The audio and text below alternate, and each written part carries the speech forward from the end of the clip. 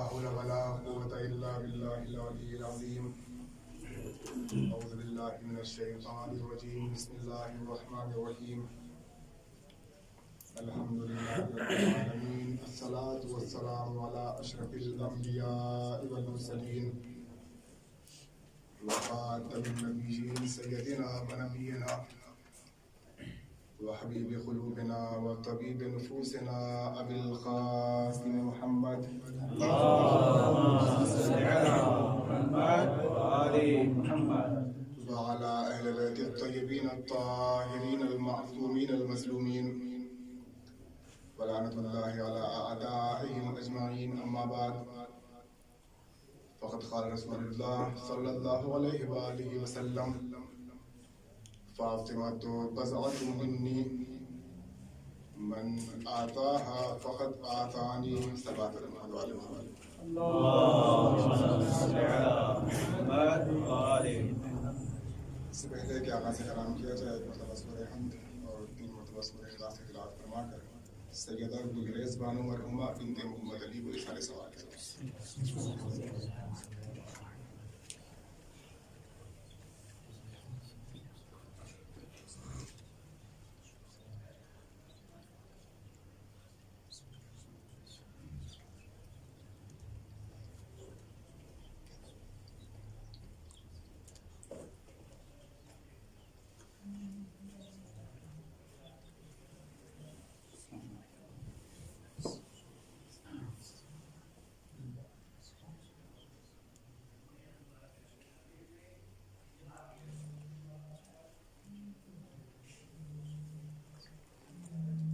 صلوات فرمانے والے اللهم صل على محمد وآل محمد.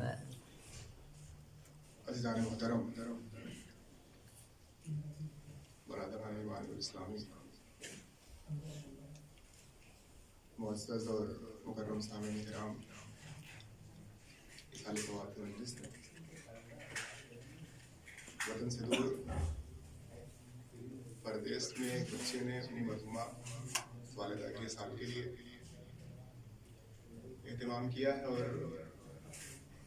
حالانکہ بزرگان تشریف فرما ہے اور تمریناً میں لب کشائی کی جہارت کر رہا ہوں اور 2-4 باتیں آپ کی جانی پہچانی ہیں، بس یوں ہی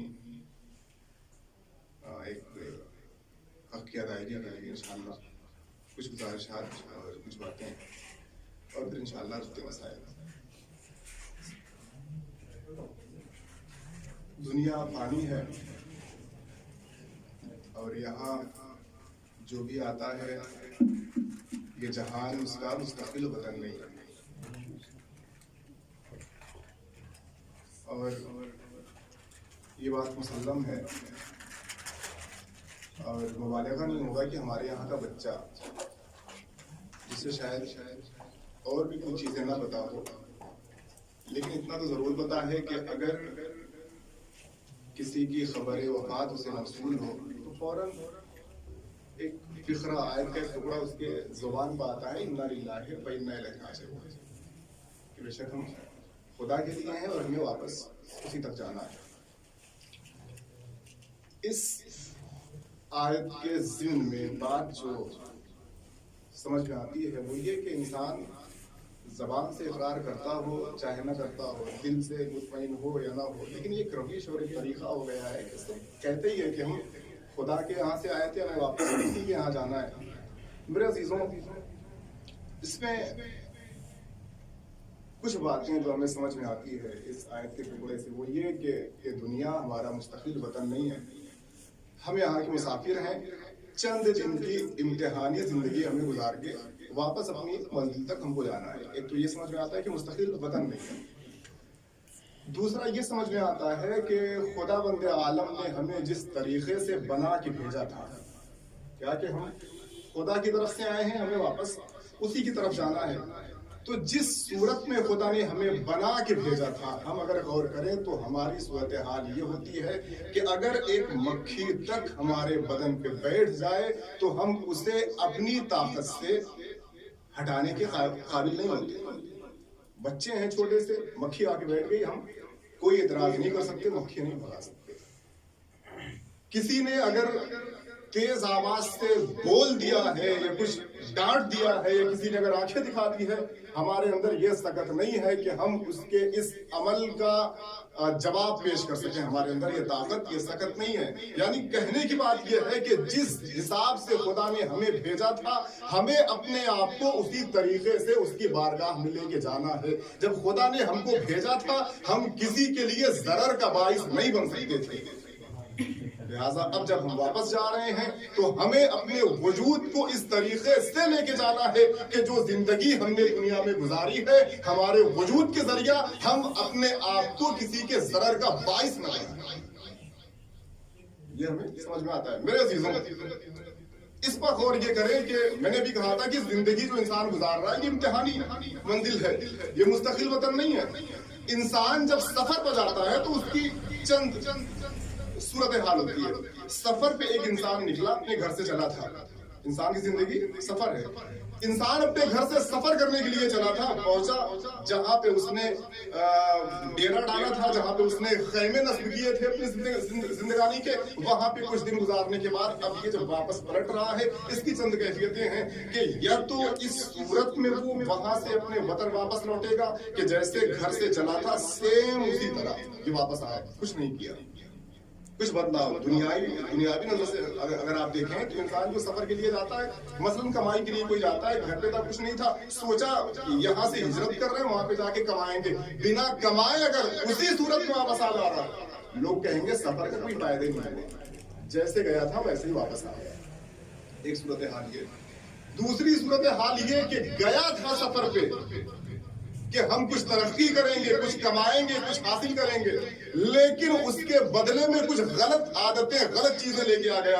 अब जब ये वापस पलट रहा है, घर वाले कहेंगे कुछ लेके तो नहीं आया, पहले से जो इसके अंदर मौजूद थे सिफात वो भी खराब हो गए, वो भी बरहम हो गए। ये दूसरी हालत है। तीसरी सूरत हाल ये है कि घर से सफर पर निकला था, सोचा था कुछ हासिल करेंगे, सोचा था कुछ तरक्की हासिल करना है, सोचा था कुछ कमाना है। अब जब ये वापस पलट रहा है तो ये अपने साथ कुछ चीजें लेके आ रहा है। अब वही घर वाले, वही वतन वाले कहते हैं हाँ सफर का फायदा हुआ, खाली हाथ गया था लेकिन कुछ मौसूल करके आया, कुछ लेके आ रहा है।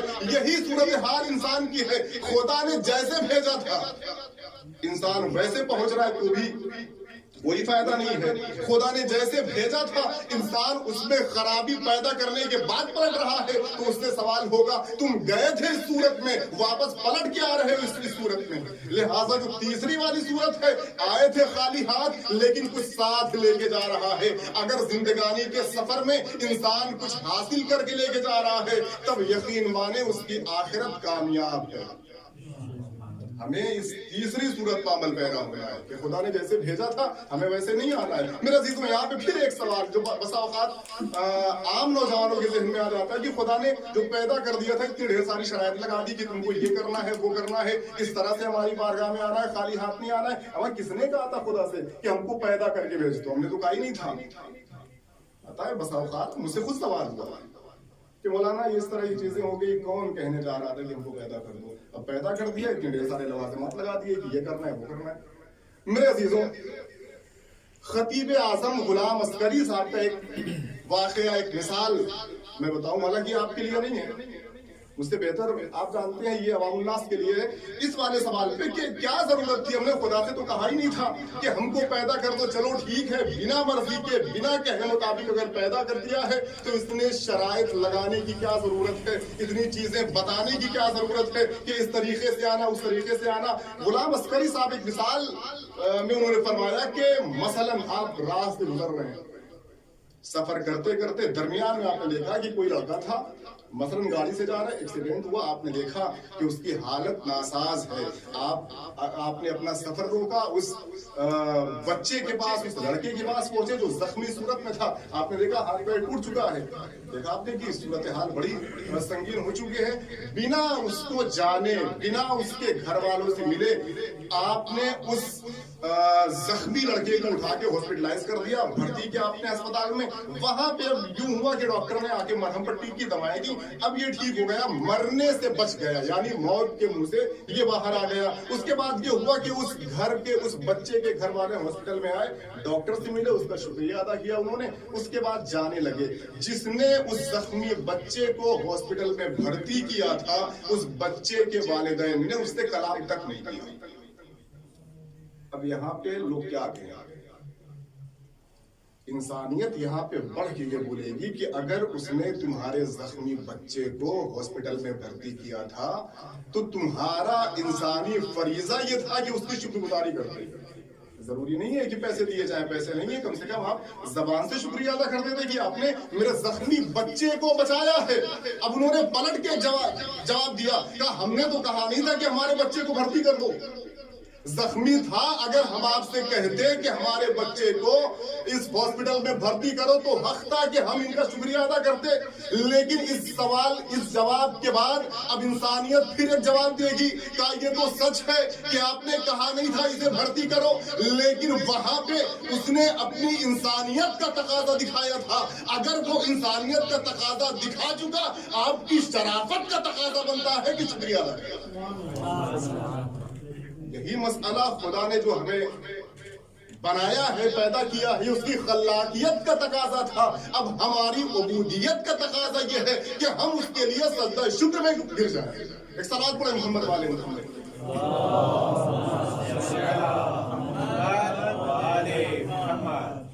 تو خدا نے اپنی خلاقیت کا اثر ڈالا ہماری زندگی پہ. ہمیں اپنی بندگی کے ذریعہ ہمیں عبودیت دکھا کے خداوند عالم کی خلاقیت اور رحمانیت کا شکر ادا کرنا ہے. اور میرے عزیزوں ایک چیز اور بس تمہیدی 2 سے 4 باتیں, اس کے بعد 1 سے 2 نکات, انشاءاللہ آپ کی زحمت تمام. ہمارے یہاں غالباً یہ ہوتا ہے کہ جب بھی کوئی جانے والا گزر جاتا ہے دنیا سے, ہم کیا کرتے ہیں, اشتہار دیتے ہیں, پوسٹر وغیرہ ہم نے بنائے, اعلان کر دیا کہ ایک مرحوم ہے, ان کے اصالہ ثواب کی مجلس ہے, آپ تشریف لائیے گا. یہاں بھی میرے عزیزوں, اگر ہم کسی مرحوم کی اصالہ ثواب کی مجلس کے لیے فرش غم بچھاتے ہیں, یہ ہمارا اعلان کرنا, یہ ہمارا اشتہار دینا اس بات کی علامت نہیں ہے کہ ہم پبلک چاہ رہے ہیں یا ہم مجمع کو بلانا چاہ رہے ہیں, ہم دکھانا چاہ رہے ہیں کہ دیکھو ہم نے یہ اہتمام کیا ہے, دیکھو ہم نے فلاں ذاکر کو بلایا. یہ مقصد نہیں ہے. دراصل مقصد یہ ہوتا ہے, چونکہ ہمارا اعتقاد ہے, ہمیں یقین ہے کہ جب بھی ہم بنام امام حسین فرش غم بچھاتے ہیں, کوئی آئے نہ آئے, حسین کی ماں ضرور تشریف لاتی ہے. ہم یہ جو اشتہار لگاتے ہیں, ہم جو اعلان کرتے ہیں کہ دیکھو ہم نے مجلس کا اہتمام کیا ہے, تم سب کے سب چلے آنا, یہ ہم پبلک کو اکٹھا کرنے کے لیے نہیں کرتے ہیں, ہم اپنے دکھاوے کے لیے نہیں کرتے ہیں. دراصل ہم عالم انسانیت کو بتانا چاہتے ہیں کہ دیکھو ہمیں تمہاری محتاجگی نہیں ہے. کچھ زوات ہیں جو ہمارے گھر مہمان ہونے والی ہیں, اگر چاہتے ہو کہ ان زوات کے ہم نشین ہو جاؤ تو فرش غم ہم نے بچھایا ہے, تم چلے آ جائے. یہ مجبوراً ہم نہیں کر رہے ہیں, یہ ہم خود دوسروں کو موقع دے رہے ہیں کہ اگر آپ کے اندر, اگر آپ کی قسمت ہے, اگر آپ ان زوات کے ہم نشین ہونا چاہتے ہیں تو چلے آئیے آپ یہاں پہ. اور ایک چیز جو اور عموماً ہمارے یہاں ہوتی ہے, ابھی جیسے میں یہاں پہ بیٹھا, میں نے مرحومہ کا نام آپ کو بیان فرمایا کہ ان کو آپ اصالہ ثواب کرنا. ہمارا اعتقاد ہے کہ فرش غم پہ حسین کی ماں ہے. ابھی میں جتنے بھی یہاں پہ لوگ بیٹھے ہیں, سب نے سورہ فاتحہ پڑھا مرحومہ, سب کو اپنے اوپر یقین نہیں ہے کہ کیا پتہ یہ قبول ہوا بھی ہوگا کہ نہیں ہوا ہوگا. لیکن میرے عزیزوں, وہ زوات کے جو وارثین قرآن ہے, جو یہاں پہ تشریف فرما ہے, آپ سوچ کے بتائیں کہ ہمیں اپنے اوپر تو یقین نہیں ہے. ذاکر نے آپ سے کہا کہ سورہ فاتحہ پڑھ کے مرحومہ کو آپ اصالہ ثواب کر دیں, پڑھنے والوں نے پڑھ دیا, لیکن اسی مجمع میں وہ زوات جو وارثین قرآن ہیں, کیا وہ مرحومہ کے لیے اصالہ ثواب نہیں کریں گی؟ کیا وہ مرحومہ کے لیے فاتحہ نہیں پڑھیں گی؟ ہمیں اپنے اوپر اعتماد نہیں ہے, لیکن وہ زوات کے جو وارث قرآن ہیں, جو یہاں پہ تشریف فرما ہیں, اگر انہوں نے مرحومہ کے لیے اصالہ ثواب کی غرض سے سورہ فاتحہ پڑھ دیا تو یقین جانے اس مرحومہ کی مغفرت کو کوئی ٹال نہیں سکتا. ایک صلوات پڑھیں محمد والے محمد.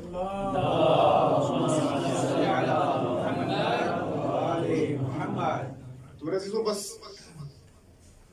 میں نے جس حدیث کو آپ کے سامنے پڑھنے کا شرف حاصل کیا، ہمارے یہاں کا بچہ اسے واقف ہے کیا کہ فاطمہ میرا ٹکڑا ہے، فاطمہ تو بذات منی، فاطمہ میرا ٹکڑا ہے۔ جس نے فاطمہ کو اذیت دی اس نے مجھے اذیت دی، اور اس کے بعد ایک ٹکڑا کہ جس سے فاطمہ راضی ہوئی اس سے خدا راضی ہے، جس سے فاطمہ غضبناک ہے اس سے خدا غضبناک ہوگا۔ میرے عزیزوں، زیادہ گہرائی میں نہیں جانا ہے، کچھ باتیں ہیں اس میں کہ فاطمہ خدا کی کنیز خاص ہے۔ انسانوں کو خدا کی محتاجگی ہے، خدا کو انسانوں کی محتاجگی نہیں ہے۔ خدا کو یہ کہنا چاہیے تھا کہ اگر میں راضی ہوا تو یہ راضی رہیں گے، اگر میں ناراض ہوا تو یہ ناراض ہو جائیں گے۔ یہ عجب سا یہاں پہ خدا کے جملے ہیں، خدا کی باتیں ہیں کہ اگر یہ راضی ہے تو میں راضی ہوں۔ بہرحال یہ ہمارا اپنی طرف سے نہیں ہے، یہ اس کی اپنی خوشی ہے، وہ خود سمجھتا ہے کہ اپنی خوشی کو کس قالب میں ڈھالا جائے، کیا کہ اس کی رضا میں میری رضا ہے۔ پروردگار ہونا تو یہ چاہیے تھا کہ فاطمہ تیری کنیز خاص ہے، تجھے کہنا یہ چاہیے تھا کہ اگر میں راضی ہوں تو فاطمہ راضی، اور فاطمہ کے اوپر یہ کرنا چاہیے تھا کہ اگر خدا راضی ہے تو میں راضی ہوں۔ یہ کون سا مسئلہ ہے، کون سی یہ بات ہے کہ تو کہہ رہا ہے کہ اگر فاطمہ راضی تو میں راضی۔ میرے عزیزوں، ہمارے یہاں عموماً ایک چیز ہوتی ہے، اگر بچہ کوئی اچھا کام کرے، کوئی نیک کام کرے، باپ بڑھ کے کہتا ہے کہ یہ میرا بیٹا ہے۔ شاگرد اگر کوئی اچھا کام کرے تو مربی بڑھ کے آواز دیتا ہے کہ یہ میرا فعل ہے، یعنی مطلب یہ ہے کہ وہ استاد کے جس نے تربیت دے کے اس شاگرد کو اس قابل بنایا تھا، یہ عملی میدان میں اس طرح کا فعل انجام دے رہا ہے، اتنے اچھے طریقے سے اس نے انجام دیا ہے کہ کل کو اگر عملی میدان میں آ کے اس کا استاد اس فعل کو انجام دیتا تو بالکل ویسے ہی انجام دیتا جیسے شاگرد نے انجام دیا۔ تو کیا کہا؟ یہ میرا فعل ہے۔ میرے عزیزوں، غور کرنے کی بات یہ ہے کہ جب اعتماد مکمل ہو جاتا ہے، اعتماد جب کمال کی اس منزل پر چلا جاتا ہے کہ اس کی جگہ پہ اگر ہم انجام دیتے مربی بن کے تو ہم ویسے ہی انجام دیتے، تو انسان برجستہ کہتا ہے کہ یہ فعل میرا فعل ہے۔ بیٹے نے نیک کام کیا، باپ کو اعتماد حاصل ہوا، یہ اعتماد کمال کی منزل میں تھا، لہذا باپ نے اب بچے کے فعل کو دیکھنے کے بعد کہا کہ یہ فعل میرے بیٹے کا نہیں، میرا فعل ہے، میرا بیٹا ہے۔ میرے عزیزوں، جہاں پہ کمال کی منزل میں اعتماد آ جائے وہاں پہ دوسرے کے فعل اور عمل کو اپنا عمل کہنے سے کوئی گریز نہیں کرتا۔ صرف یہی مسئلہ نہیں تھا، جنگ بدر اٹھا کے دیکھیں، خدا فرماتا ہے وما رمیتا اذ رمیتا ولکن اللہ، اے میرے حبیب کنکری تو نے نہیں ماری ہے، کنکری مارنے کا فعل میرا ہے۔ غور کر رہے ہیں نا؟ یعنی یہاں پہ اعتماد جو ہے نبی کے اوپر یہ حد کمال پر پہنچ چکا ہے، اور اعتماد جب حد کمال پر پہنچے تو کسی کے فعل کو اپنا فعل کہنے میں انسان گریز نہیں کرتا۔ خدا نے کیا کہا؟ کنکری ماری نبی نے۔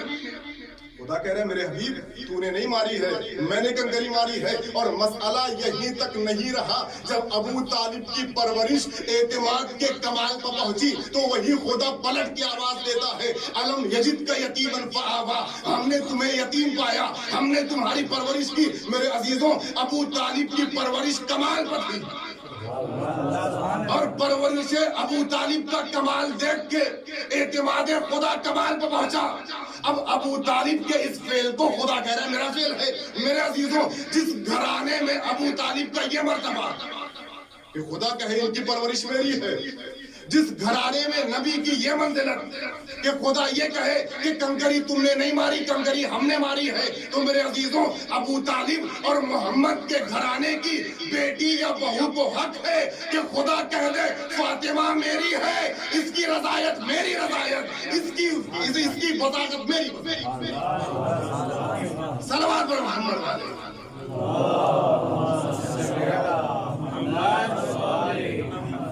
یہ کہنا کہ فاطمہ کی رضایت میری رضایت ہے، فاطمہ کی ناراضگی میری ناراضگی ہے۔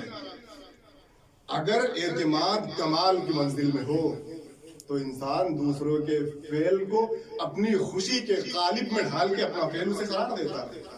تو فاطمہ اعتماد کامل کی منزل میں تھی، خدا کو اعتماد کامل حاصل تھا اس ذات اقدس سے، لہذا فرمایا کہ اس کی فاطمہ کی رضایت میری رضا ہے، فاطمہ کی ناراضگی میری ناراضگی ہے۔ میرے عزیزوں، فاطمہ کی ناراضگی، اب انسان لاکھ کسی کو رضی اللہ کہتا رہے، انسان لاکھ کسی کے آگے پیچھے پڑا رہے کہ فلاں فلاں فلاں رضی اللہ، نہیں ممکن ہے کہ ان سے خدا راضی ہو۔ جب تک فاطمہ راضی نہیں ہے تب تک خدا ان سے راضی نہیں ہو سکتا۔ میرے عزیزوں، ایک بات اور یہاں پہ شہزادی چشم تصور میں آ کے آپ سے ایک سوال ہے کہ آپ رحمت للعالمین کی بیٹی ہیں،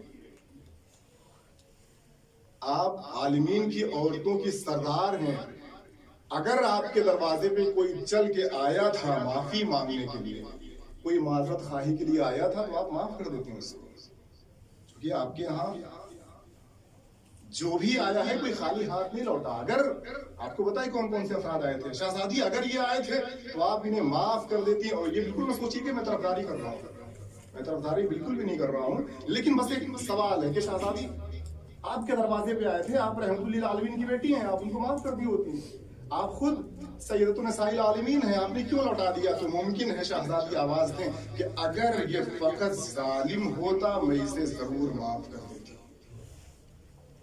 چونکہ یہ بانی ظلم ہے، در عدالت سے میں اس کو معاف کر کے مظلوموں کے دلوں کی آہ کو ٹھیس نہیں پہنچانا چاہتا، اور اگر میں نے اس کو آج معاف کر دیا تو یہی دستور بن جائے گا، یہی طریقہ بن جائے گا، کل کو شمر بھی اسی دروازے پہ آئے گا، کل کو سنان بھی اسی دروازے پہ آئے گا، کل کو خولی بھی اسی دروازے پہ آئے گا، کل کو ہرملہ بھی اسی دروازے پہ آئے گا۔ اگر آج میں نے دستور قائم کر دیا اور اگر در عدالت سے بانی ظلم کو معذرت دے دی گئی، معاف کر دیا گیا، تو کل کو مظلوموں کے دلوں کی آہ کا کیا ہوگا؟ لہذا فاطمہ اسے معاف نہیں کر سکتی، فاطمہ راضی نہیں ہے تو خدا بھی اس سے راضی نہیں ہے۔ لاکھ لوگ رضی اللہ بناتے رہیں، لاکھ لوگ کہتے رہیں کہ نہیں فاطمہ نے وہ تو عدالت کی خلاف ورزی کی تھی۔ میرے عزیزوں، قابل غور بات یہ ہے کہ جو فاطمہ نے معاف نہیں کیا، کیا سبب ہے؟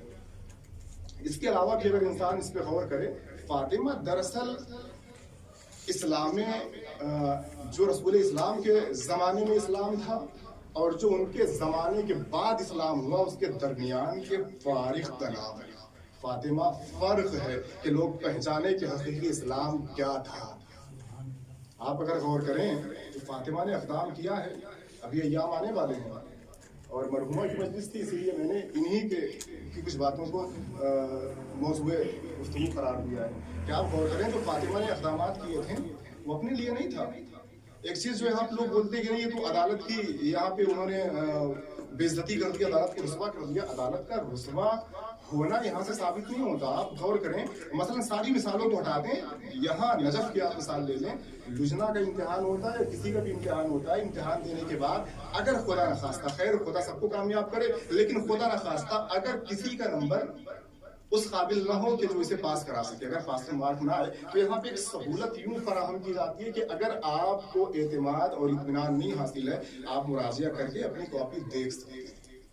مراجعہ کر کے کاپی دیکھنا اس بات کی علامت نہیں بنتا کہ عدالت کی خلاف ورزی ہو رہی ہے یا حیات انتظام جو ہے، امتحان جو ہے وہ رسوا ہو رہا ہے، یہ نہیں ہے۔ دوسروں کے اطمینان قلب کے لیے جس کو یوں کہہ لیں کہ ریویو لیا جاتا ہے۔ اگر فاطمہ نے اپنی طرف سے یہ مسئلہ رکھ ہی دیا تھا کہ نہیں یہاں پہ میں مطمئن نہیں ہوں، میرا حق غصب کیا گیا ہے، عدالت کی یہاں پہ مخالفت یا عدالت کی رسوائی کہاں سے ثابت ہو رہی ہے؟ فاطمہ کی اطمینان قلب کے لیے آپ کا لازم تھا کہ آپ فاطمہ سے کہتے کہ ہاں آپ اپنے شواہدات پیش کریں، اپنی باتیں پیش کریں۔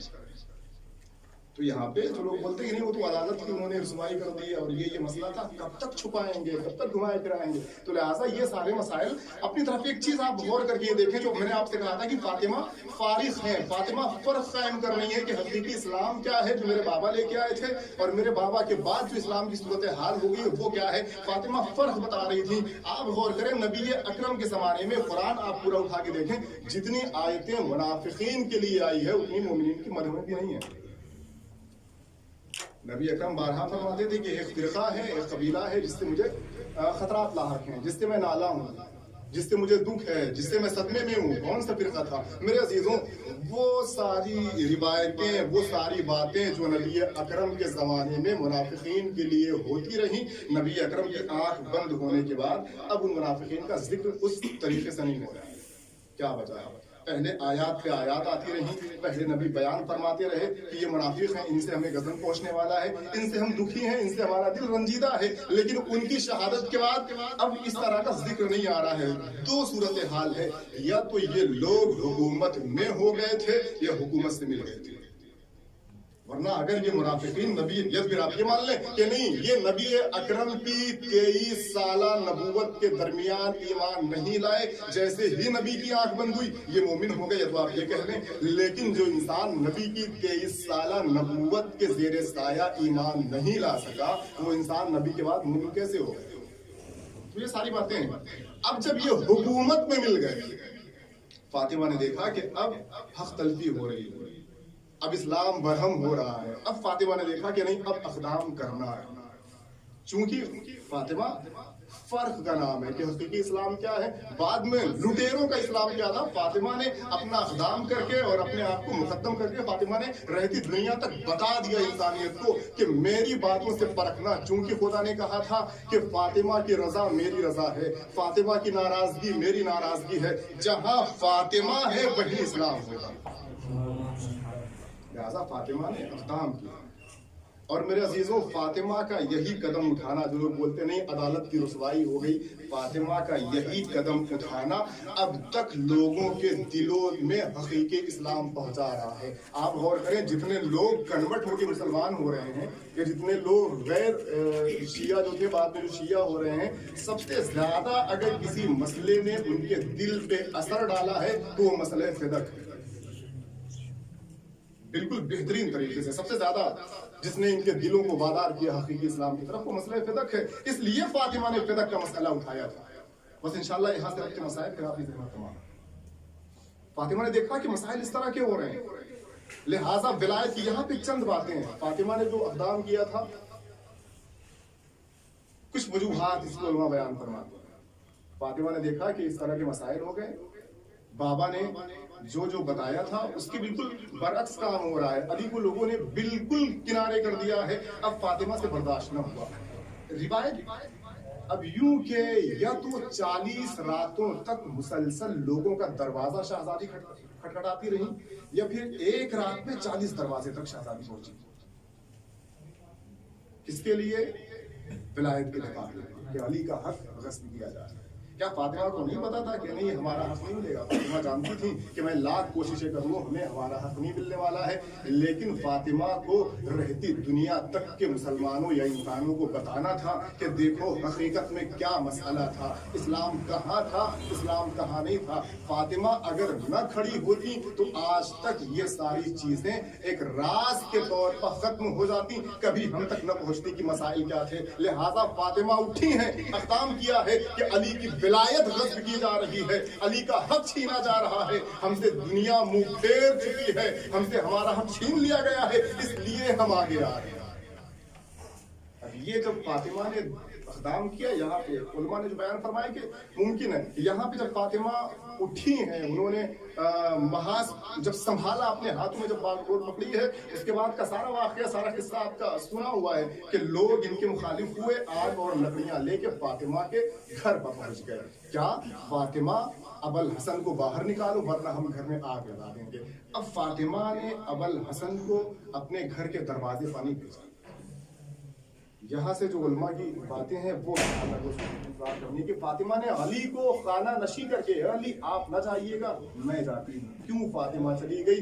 वो अली के जिसकी तलवार का कोई जवाब नहीं था, वो अली के अगर मैदान जंग में चला जाए तो फौजें दूर भाग जाया करती थी, वही अली अगर दरे ज़हरा पे आके खड़ा हो जाता तो किसकी मजाल थी कि फातिमा के घर के दरवाजे में आग लगा देता, किसकी मजाल थी कि फातिमा के रुखसारों पर तमाचे लगा देता। लेकिन शहजादी ने कुछ बातें शायद सोची थी, इसलिए अली को बिठा के फातिमा दरवाजे पे आई। सबसे पहले फातिमा ने ये सोचा होगा, आप गौर करें कि घर में अगर कोई बच्चा है तो लोग मना करते हैं कि बच्चे के सामने किसी को डांटना नहीं, बच्चा और कोई जबान अभी नहीं पहचानता, सिर्फ जबाने उल्फत समझता है बच्चा। लोग मुस्कुराते हैं, बच्चे से प्यार करते हैं, तो बच्चा अगर उसके सामने वो बच्चा जिसकी ये आदत पड़ गई है कि हमेशा बाप या गैरों को मुस्कुराता हुआ देख रहा है, हमेशा जो सबसे उल्फतें पा रहा है, उस बच्चे के सामने अगर कोई आंखें भी चढ़ा के बच्चे को दिखा दे तो बच्चे की कैफियत ये होती है, बच्चा रोने लगता है, क्योंकि बच्चा सिर्फ और सिर्फ ज़बान उल्फत नबी समझ रहा है।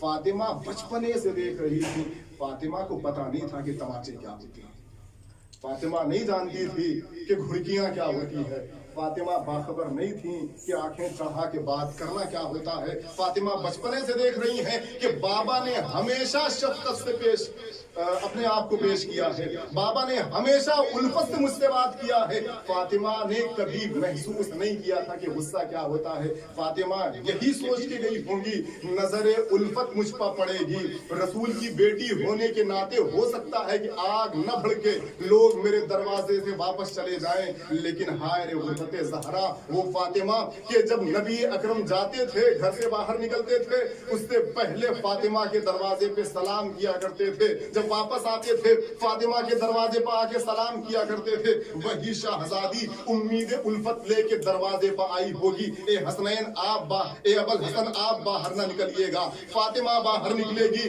लेकिन हाय रे गुर्बत ज़हरा, जब शहजादी दरवाजे से बाहर निकली है, वो फातिमा जिसे खबर नहीं थी कि तमाचे क्या होते हैं, उसी फातिमा के रुखसार पर तमाचा लगा। फातिमा ने सोचा था कि आग और न भड़के, अबल हसन जाएंगे तो मुमकिन है कि फितना और बढ़ जाए, लिहाजा मैं जा रही हूँ, शायद फितना न भड़के। अजीजों, ये इस जनाब तैयब जज़ायरी, आयतुल्लाह तैयब जज़ायरी एक और वजह बयान फरमाते हैं कि फातिमा ने अली को खाना नशी करके जो अपने घर के दरवाजे पे आई, एक वजह ये भी हो सकती है, वो एक वाकया रकम करते हैं। वो कहते हैं चूंकि शाह बगदाद का एक किस्सा मशहूर है, बादशाह का भरा हुआ दरबार है, एक औरत उसके दरबार में आई, बादशाह की किसी बात पर वो औरत गजबनाक हो गई, उसके हाथ में रोटी का एक टुकड़ा था, उसने खींच के बादशाह के मुंह पर मारा, बादशाह खामोश था, औरत को छोड़ दिया, कुछ नहीं कहा। जब औरत चली गई, दरबारियों ने एक सवाल किया, ये बादशाह भरे दरबार में तुझे रुसवा करके चली गई, रोटी खींच के तेरे मुंह पर मार दिया है, तुमने इसे सजा क्यों नहीं दी? बादशाह ने एक जुमला कहा, क्या तुम दस्तूरे अरब से तुम्हें दस्तूरे अरब नहीं पता है? दस्तूरे अरब कहता है कि अगर किसी के शिकम में अमानत हो, हम उसे सजा नहीं देते हैं। तुमने देखा नहीं है कि ये हामिला थी, इसे सजा नहीं दे सकते हैं। तैयब जज़ायरी कहते हैं मुमकिन है शहजादी ने सोचा हो कि पूरा अरब जानता है कि मेरे शिकम में मोहसिन है, अगर मैं दरवाजे तक जाऊंगी लोग लौट जाएंगे। फातिमा दरवाजे पे आई है, लेकिन दस्तूरे अरब बुलाया गया है, तुम उस घर में आग लगा दोगे जिसमें हसन हुसैन रहते हैं। अभी तो किसी ने कुछ न सुना, जलता हुआ दरवाजा शहजादी के ऊपर गिराया गया है, शहजादी गश में है। जब जनाब शहजादी को जब गश्त फाका हुआ है, जनाब ज़हरा अपना पसलियों का दर्द भूल गई है, कमर पे हाथ रखा है, फिज़्दा अबल हसन कहाँ है? फिज़्दा ने कहा, ए शहजादी, लोग अली की गले में रस्सी बांध के लेके गए हैं। ज़हरा बाहर निकली, खल्लू अबल हसन, लांछन नशारी, अली को छोड़ दो वरना अपने बाल बिखेर दो। ए बीबी, आप मदीने में हैं, आप अभी बेपर्दा नहीं हैं। आपने सिर्फ कहा था कि अपने सर के बाल बिखेर दूंगी, मस्जिद नबवी की दीवारें बुलंद होने लगी। ए बीबी, काश आप कूफा और शाम में होती, आपकी बेटियां हैं, सर पर चादर नहीं। परदेसी बेटे ने अपनी मरहूमा माँ के इसाले सवाब के लिए एक मजलिस रखी है। मैं हाथों को जोड़ के कहूंगा, ए बच्चे, ए मरहूमा माँ के बेटे, आप फिर भी खुश नसीब हैं। ठीक है, आप वतन से दूर हैं, आप अपनी माँ की तदफीर न कर सके, आपने अपनी माँ को वक्त आखिर नहीं देखा, खुदा आपको सब्र दे। लेकिन कम अज कम इतना तो इत्मीनान है कि जैसे ही लोगों को खबर हुई है कि इस बरादर की माँ दुनिया से गुजर गई है, लोग आए हैं, लोगों ने पुरसा दिया है, आपके वतन में लोगों ने दफन कर दिया आपकी माँ को। आपने अपनी माँ के लिए फर्शे को बिछाया है। एक इत्मीनान ये भी है कि कल को जब आप अपने वतन वापस जाएंगे, लोग आपके पास आएंगे, भैया ये तुम्हारी माँ की कब्र है, बेटा ये तुम्हारी माँ की कब्र है। आप अपनी माँ की कब्र से लिपट तो जाओगे, बड़े खुश नसीब हो, आपकी माँ को किसी ने तमाचे नहीं मारे। लेकिन जरा मदीने में आ जाओ, नन्हे नन्हे बच्चे नजरों के सामने माँ को तमाचे लगे। आप वतन वापस पलटेंगे, आपको निशाने कब्र दिखाया जाएगा, यहाँ पे आपकी माँ है, आप कब्र से लिपट जाएंगे। कम से कम आपकी माँ का निशाने कब्र तो नहीं मिटाया गया, लेकिन मदीने में आ जाओ, हसन हुसैन है, माँ दफन हो गई है, लेकिन निशाने कब्र नहीं। आपको कोई गम लगे, खुदा मरहुमा की रूह को शाद करे, लवाहिकीन को सब्र जमील अता करे। अजीजों, फातिमा दरो दीवार के बीच पिस गई है, अबुल हसन वापस आए। अजीजों, बारहा का आपका सुना हुआ मसाइब का एक फिक्रा है कि अबुल हसन घर में आए हैं, जनाब शहजादी पूछ रही हैं, ए फातिमा, ए अली, मैंने सुना है कि लोग आपको सलाम नहीं करते। अली ने सर झुका लिया। अबुल हसन, बोलते क्यों नहीं हो? मुझे खबर मिली है कि लोग आपको सलाम नहीं करते। अली ने अपना सर झुकाया। ये फातिमा, तुम सलाम की बात करती हो? अरे अली की ये कैफियत हो गई है, अली किसी को सलाम करता है, कोई जवाब नहीं देता। फातिमा तड़प गई, अली के मुकाबले में आ गई। ए अली, अभी फातिमा जिंदा है, मैं आपको सलाम करती हूँ, आप मुझे जवाब दो। जज़ाकल्लाह, आखिरी दिन आ गया है। जनाबे सैयदा है, माँ के दिल में बच्चों के लिए बड़ी मोहब्बत होती है। माँ का अरमान होता है कि बच्चे के लिए ये काम कर दे, बच्चे के लिए वो काम कर दे। जनाब सैयदा के दिल में अरमान था। फातिमा है, टूटी हुई पसलियां हैं, हसनैन का कपड़ा अपने हाथों से शहजादी धुल रही है। जनाब पिज्जा का नंबर है, लेकिन ये पिज्जा नहीं, आज अपने बच्चों के लिए खाना मैं बनाऊंगी। जनाब सैयदा ने हसनैन के लिए खाना बनाया, हुजरे में गई। ए पिज्जा, मेरे बच्चे आए तो पहले खाना खिला देना, मेरे हुजरे तक ना आने देना। जब तक तस्बीह और तहलील की आवाज आती रहे, समझना फातिमा जिंदा है। अगर तस्बीह और तहलील की आवाज बंद होता है, समझना फातिमा दुनिया से गुजर गई। फिजा इंतजार में है, हसनैन आए, फिजा से सवाल करते हैं, मेरी माँ कहाँ है? फिजा ने कहा, बच्चों पहले खाना खा लो। हसनैन ने कहा, फिजा, हम माँ के बगैर खाना नहीं खाते थे। हसनैन हुजरे में गए, देखा अम्मा दुनिया से गुजर गई है। हसनैन दौड़ते दौड़ते मस्जिद में आए। ए बाबा, हमारी माँ गुजर गई। वहीद खुरासानी कहते हैं, हसनैन से ये जुमला सुनने के बाद फवक़ा अली अला वजहिही, अली मुंह के बल ज़मीन पर गिर गए। अली ने उठना चाहा, अली फिर मुंह के बल ज़मीन पर गिरे। मुताअद्दिद मर्तबा अली ज़मीन पर मुंह के बल गिरे हैं। मस्जिद नबवी की दीवार का सहारा लिया, उसके सहारे अपने घर का रुख किया। ए फातिमा, अली को गरीब करे। अली घर में तशरीफ लाए। चंद वसीयतें थी कि रात के अंधेरे में मुझे दफन करना, मुझे गुस्ल कफन रात के अंधेरे में करना, और लोग फला फला मेरी तशीए जनाजा में शरीक न हो। अली इंतजार करते रहे। रात का पहर आया, अली ने हसनैन को भेजा, ए हसनैन, जाके चचा सलमान को बुला लाओ। हसनैन ने जनाब सलमान से कहा, अम्मा गुजर गई, बाबा ने याद किया है। सलमान कहते हैं, रात का पहर था, मैं अपने घर से अली के घर की तरफ चला। जब मैं करीब पहुंचा, मैंने देखा अली के घर का दरवाजा 2 पल्ले में था, एक पल्ला खुला था, एक पल्ला बंद था। जैसे मैं करीब गया, मैंने देखा कोई खड़ा है, उसका आधा जुज दरवाजे के बाहर दिख रहा था, आधा हिस्सा अंदर था। जैसे मैं करीब गया, एक हाथ नमूदार हुआ, अली ने मुझे पकड़ा। अपने सीने से लगाने के बाद अली फूट फूट के रोने लगे। एक हाथ अपने कलेजे पर रखा। ए सलमान, कलेजे में आग लग गई।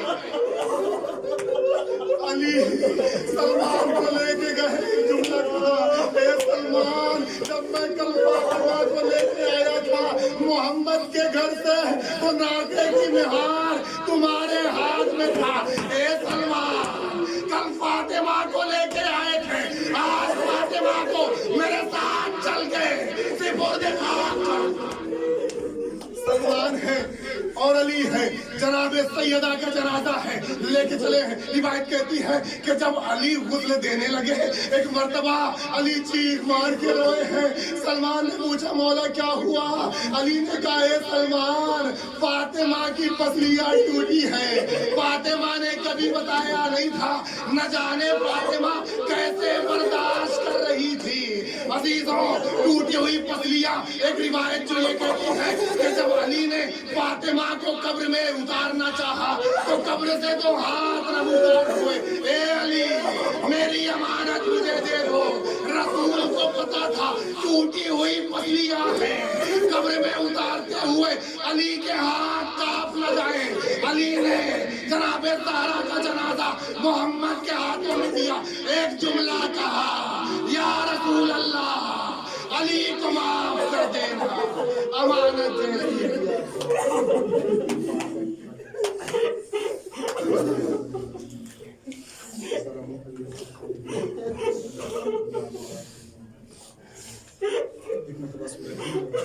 تین مرتبہ سورہ اخلاص کی بات فرما